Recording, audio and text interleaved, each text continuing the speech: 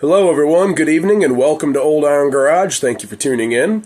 So tonight I am working on an engine that I featured in a video maybe a year ago. I don't know, somewhere around a year ago maybe. But it is a 3 horsepower Briggs and Stratton engine. And it ran really well. It's a nice, beautiful, original Survivor. All original paint and decals. Looks very nice for its age. Anyway, so let's take a look at it, and then we will discuss what I think is wrong with it. Well, guys, here it is. If you've been watching for a while, you may remember this engine. I believe I did a Will It Run video, and got it running, and it ran really great. And then I drained the fuel tank. I dumped all the gas out of it. Ran the carb until it ran out of gas and died. And ran the engine until the carb ran out of gas and died. And then I stored it. Well, it sat for about a year. And it doesn't want to run now. I mean, it'll run on spray, but it will not run on the carb. It will not run on the gas in the tank. So I believe that the diaphragm in here, down in here is a little diaphragm, works like a fuel pump sort of, is done for, and it needs replaced. That's my guess. It has compression, it has spark, and it'll run on spray, so it's not getting fuel. So anyways, yeah, let's dive in and change that. For any of you that don't know, that is a diaphragm, that black thing there. And I have there's like a pack of 10 sets of these. I order super common parts like this in packs of 5 or 10 or more, 20, whatever I feel like, based off of how frequently I go through them. So anyways, yeah, let's dive in here. Get a quick drink before I start. It's cold out here. I got the kerosene heater going. Also got a little electric heater going. And I am drinking hot tea. I got a tumbler full of nice hot tea. So, let's, man, I need a new board to go up here. The board saves my nice workbench top. It's getting a little scarred up, and it's about time to sand it all down and recoat it in boiled linseed oil. That does wonders for this nice butcher block top. So anyways, yeah, let's dive in here. I'm gonna go ahead and get the air cleaner off and get it out of the way and give it give the air filter element, the foam element, just a quick inspection. If I remember right, I did clean it last time I worked on this. Yeah, it's clean, it's oiled, but it's still a serviceable part, but it is showing its age. But it's still soft and spongy. It springs back just a little bit slowly. Once it gets to the point where it's crumbling, then you know it's time to replace it. So, let's get this out of the way. It's from the last 3 horse Briggs I worked on.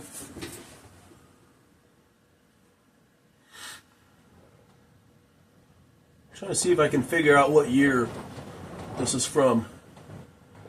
1979, I think, or 1980. I'm trying to remember how that date code works.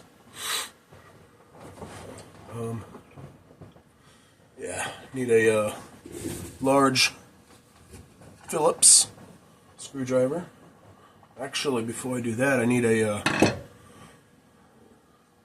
medium Phillips screwdriver.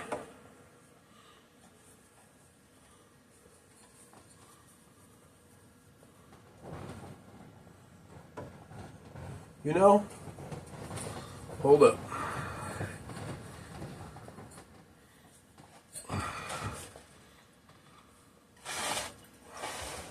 Normally, I would remove the fuel tank so I can then remove the carburetor, because this muffler's in the way to replace the diaphragm. But I wonder if I could maybe remove this muffler. This one don't look like it's so badly stuck on that I wouldn't be able to remove it. Why don't we give it a go? Normally I don't go this route, but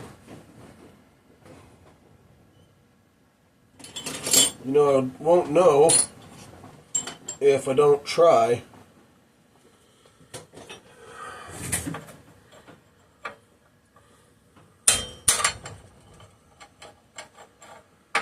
The lock ring for the muffler. Oh! Huh. What do you know? The lock ring for the muffler came loose super easy. You guys are pointed a little far over that way. Sorry, I forgot to adjust the camera angle. And another thing I noticed, I should have this thing plugged in, and I don't have it plugged in.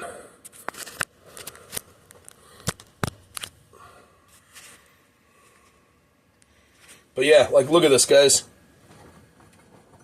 I'm glad I tried that. This might end up being a very easy repair in a very short video.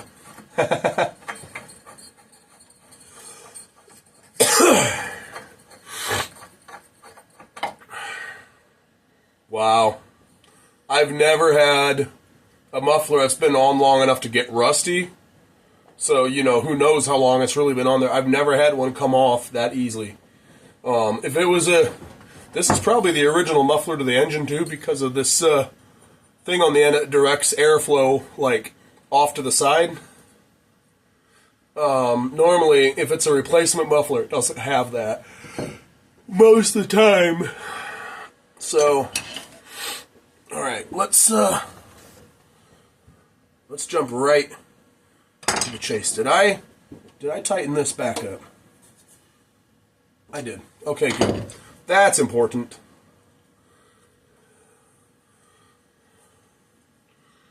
Clean my screwdriver off a little bit because, and I'm going to get a magnet tray.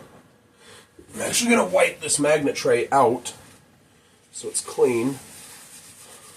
I must not have done that after the last time I used it. Normally I do. But anyway, I'm working with a carburetor here, and I'm going to open it up on the side, so I want to make sure that the screwdriver is clean of debris.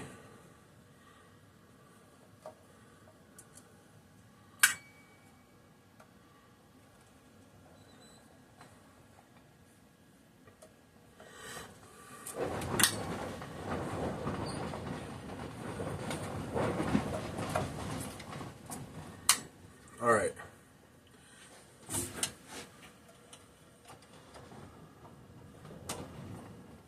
Pop that loose. Take that cover off. And,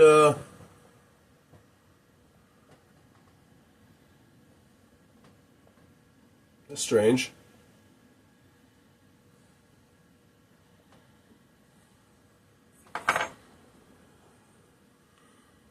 The spring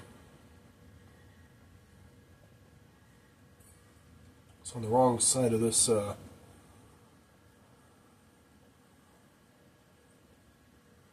diaphragm.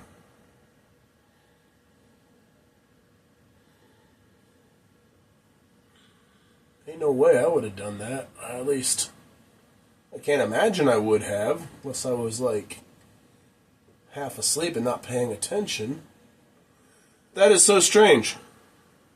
So there's this little spring thing, and this little thing that goes over it, and it's supposed to be on the carburetor side of the diaphragm, and when I took it off, it was on the cover side of the diaphragm. It was in between the diaphragm and this piece, the cover. Now,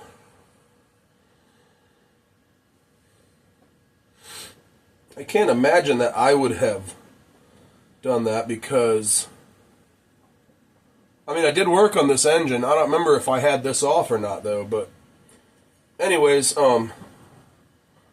if I did do that, I must not have been paying attention because that's not how that goes.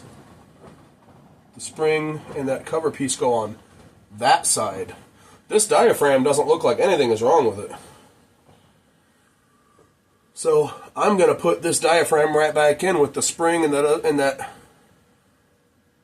thing on there on the other side where it goes. And I'm going to put this back together.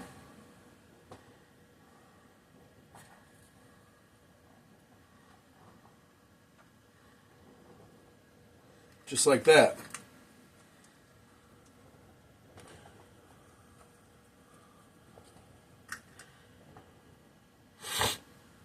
And we'll see if she wants to run now.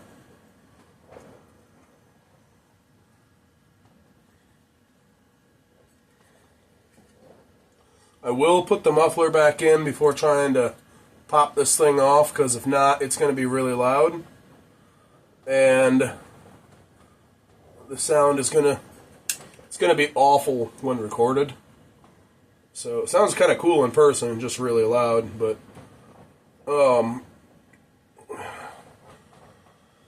open header when recorded, open header exhaust when recorded does not sound good. It does not sound good on video. Get all these snug and then tighten them up.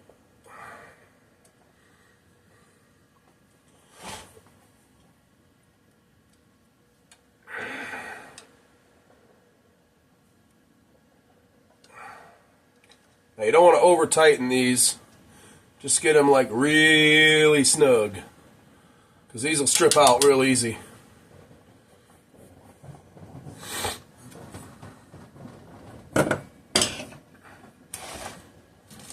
So I may not even need that new diaphragm kit.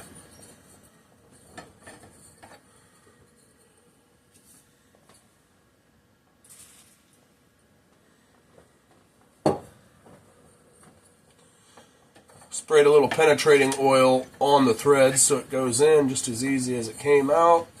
And also, hopefully that'll help in the future if I have to take this apart again. Hopefully I'll never have to take it apart. I would like to put this thing up for sale. Okay, so I'm going to stop with the muffler. There it starts to get snug, but it's pointing up at the air filter, where the air filter goes. So I'll rotate this back so the exhaust is going to be shooting out this way toward me currently. And I will hold it there while I start to tighten up the lock ring.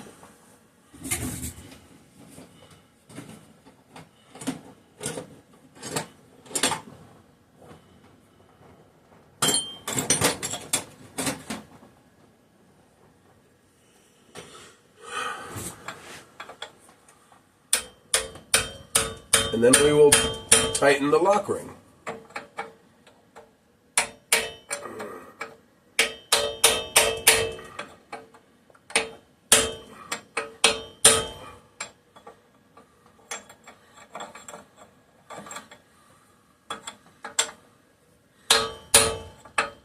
Nice and tight.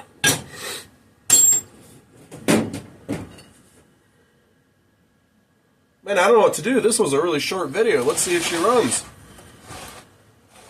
Let's see if she'll pop off and run for us. Ugh. If that's all it took, man, this ain't gonna be much of a video.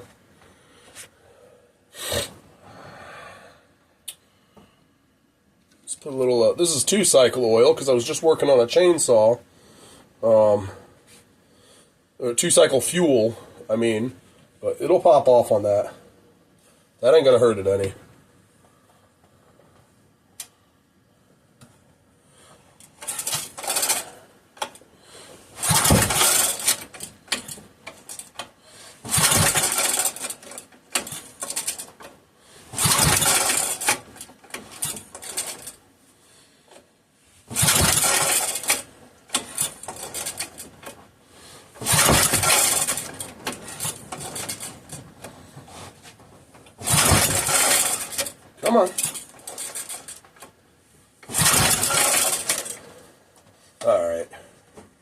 Hang on a second.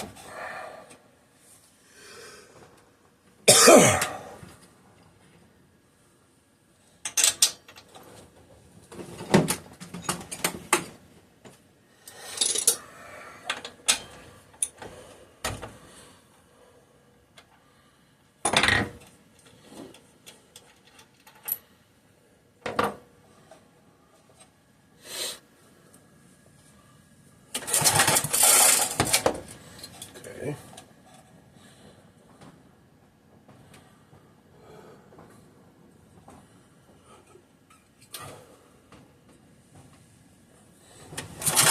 Yeah, we have strong spark.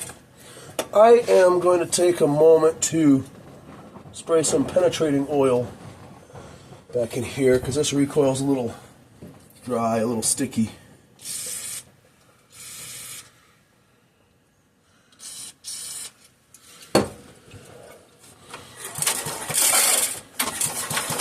It's not recoiling very well.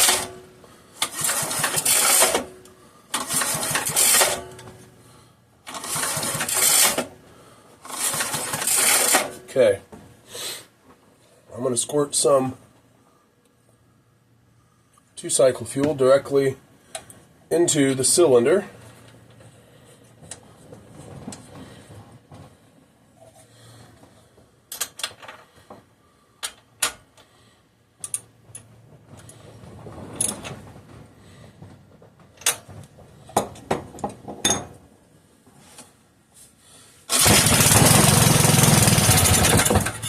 What do you know, guys? She liked that. Try it in the carb now.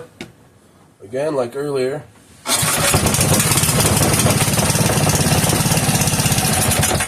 Ooh, she ran a little longer that time. I'm gonna shoot some in the carb, and then I'm actually gonna choke it this time.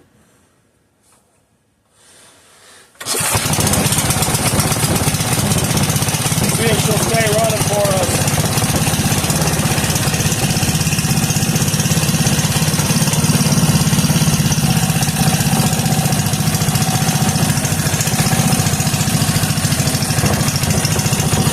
What do you know, guys? She runs. She runs again. Needs a little fine tuning.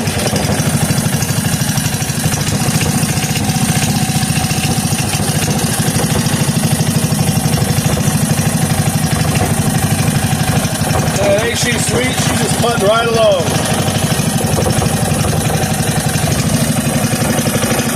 There you have it.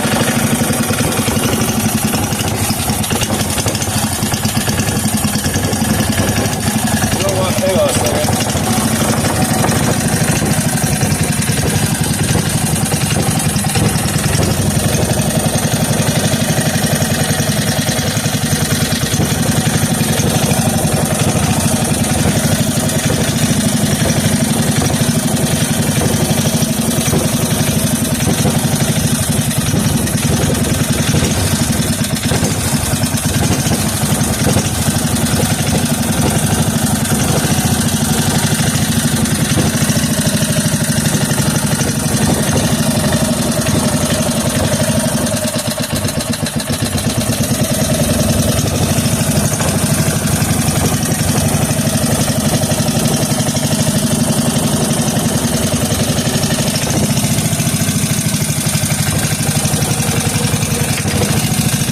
I'm going to spin her around. I'm going to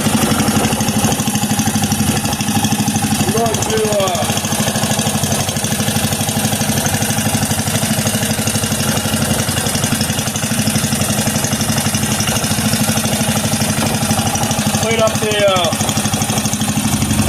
crankshaft a little bit.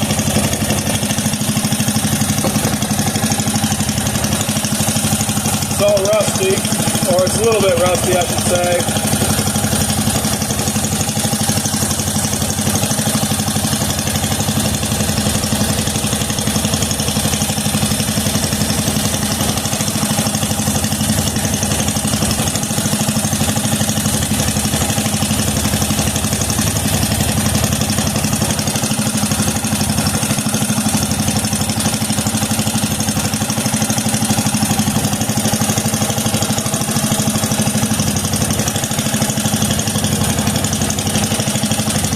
cleaned up nice.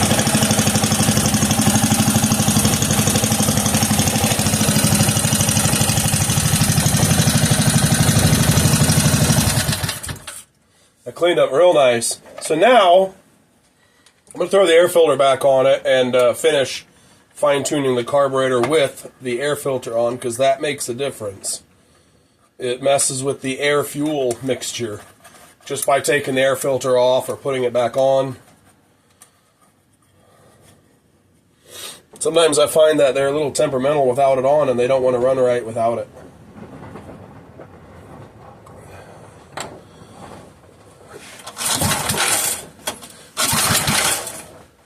Come on, girl.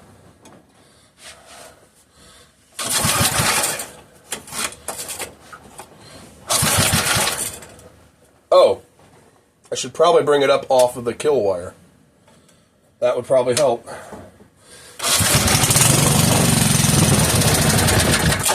What in the...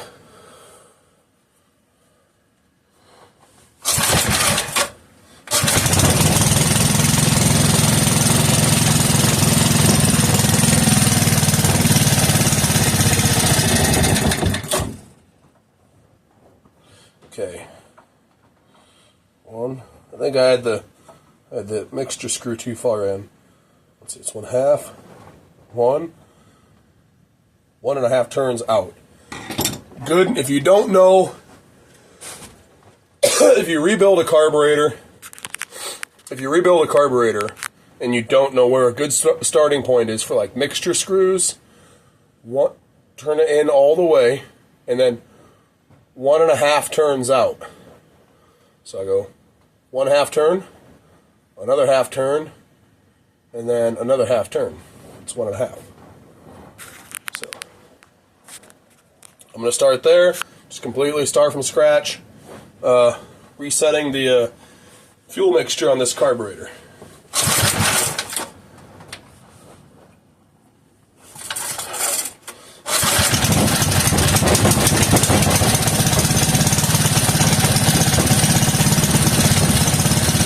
Well, at least she'll stay running now. So that was a good starting point.